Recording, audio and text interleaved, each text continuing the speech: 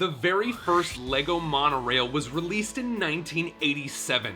The movies RoboCop, Spaceballs, and The Princess Bride were in the theaters, and one of the most popular songs of the year was Whitesnake's "Here I Go Again on My Own." But 1987 was almost a decade before Bluetooth was invented, and the LEGO Powered Up app wouldn't be released until over 30 years later. But in this video, I'm going to try to make this current technology talk to this old technology to create a Bluetooth app-controlled monorail. And I'll do it using 100% authentic and unmodified LEGO components from the last 33 years of the product catalog. It's all coming up right here on Boone Builds.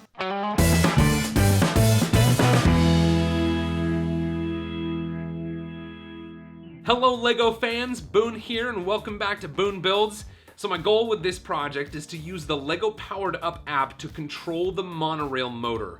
Before we begin, it's important to understand that in 1987, this whole monorail operation was completely analog, meaning a person's physical hand had to twist a physical dial that toggled a physical switch, completing an electrical circuit to power the monorail motor and send it on its way. There were no smart devices, there were no digital signals being sent or received with all this monorail business.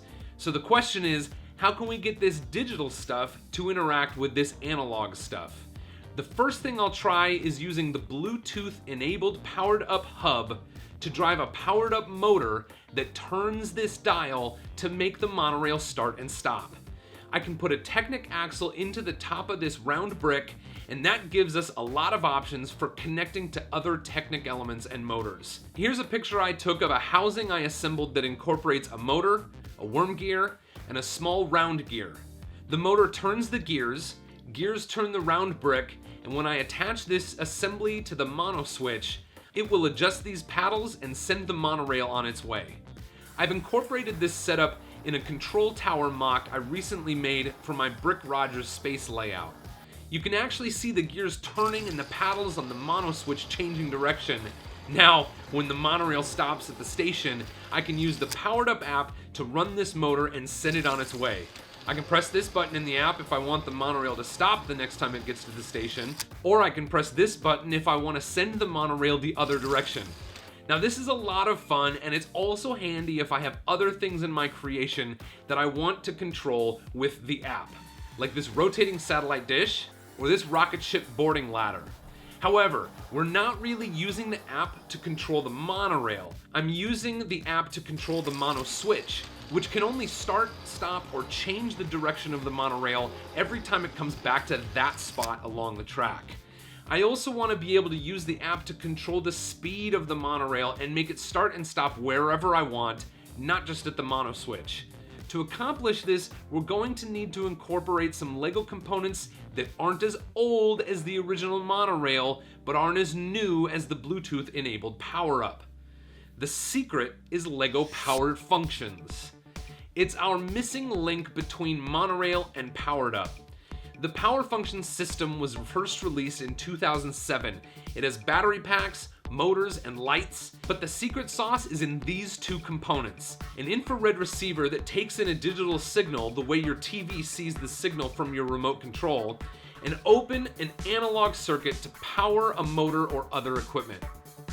The second special piece is the Power Functions extension, which includes one end that adapts to the even older style of LEGO power components, including the monorail motor. Nothing about any of that had any impact on what we're trying to accomplish here until last month, when a new version of the Powered Up app dropped into the App Store, and the description stated, "We are introducing LEGO Power Functions 1 support."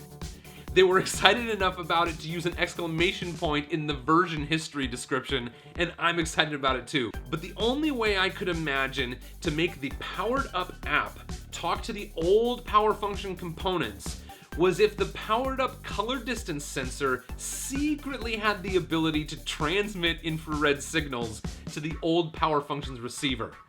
So I looked in the app, and lo and behold, I found two new code blocks. Sure enough, their icons featured the color distance sensor, but I have no idea how to use them.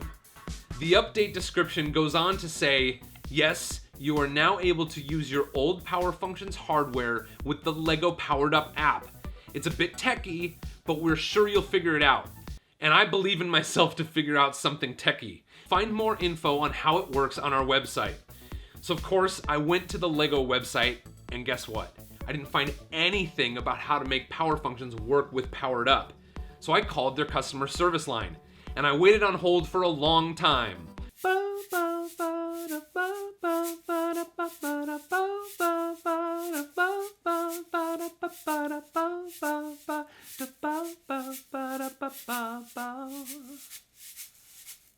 And then finally, a very helpful representative was able to tell me that this project began before the COVID-19 outbreak, and now the people at LEGO responsible for making these instructions for the website, they're working from home, and they won't be getting around to this until after quarantine ends.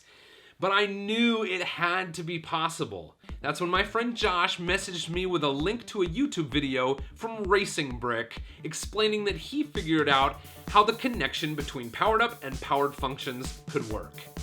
He referenced a 10-year-old Power Functions document that's way too boring for us to talk about here, but if you want to look at it, you can find a link in the video description. But Racing Brick did show me how to use the code blocks, and here's the short version. The letters here select the port on the Powered Up hub where we've plugged in our color distance sensor. I'm using A in this case. The number 7 tells the code that we want to send signals to a Power Functions receiver. This number represents the Power Functions channel we're using, between 1 and 4, except the 0 in the app equals 1 on the receiver, and 1 in the app equals 2 on the receiver, and so forth. Anyway, this number represents the Power Functions circuit, either 4 for red or 5 for blue. And this number represents the intensity or speed of the motor ranging from 0 to 7. At this point, it feels like we're getting really close. All we have to do is connect our color distance sensor to our smart hub and use this adapter cable to connect our infrared receiver to our monorail motor. Now, I should be able to press this button in the app to make the monorail start. And it works! I can't believe it! It works! It works, the app controlled monorail works. Wait, that's a train noise. I don't know, monorail's more like, woo.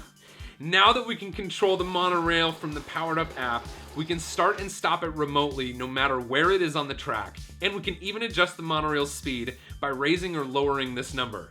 Here's the slowest speed.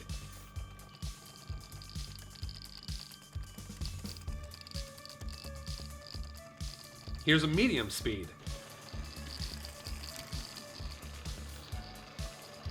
And here the monorail runs at full speed. This is so exciting, but I think I want to push it just a little bit further, and here's why. Since 1987, for the past 33 years, the switching function of the monorail has meant it always starts or stops by going from 0 to full speed or back to 0. I think it will be really cool to see the monorail start by slowly gaining speed and stop by slowly decreasing in speed. I wrote this code to make that possible, and this is what it looks like in real life. Oh, this is so cool!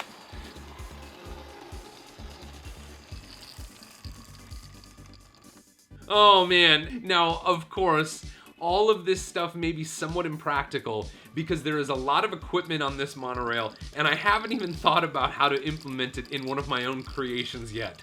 But I'm just so stoked that it all works, and that LEGO is making some effort to make this Bluetooth stuff backward compatible. So what do you think? Would you try to run your monorail remotely using the LEGO Powered Up app? I can't wait to see how some of you might incorporate this awesome technology into your builds. Thanks to Perry Wang for sending me footage of his original monorail, and to Kyle Marley, Dave Zambito, and Virtual Lug for sharing these photos of their awesome creations. You can find links to their social media pages in the video description. I'd love to invite you to subscribe to Boon Builds and click that bell icon if you want to be notified when I upload new videos. Thanks for watching, and until next time, go build something amazing.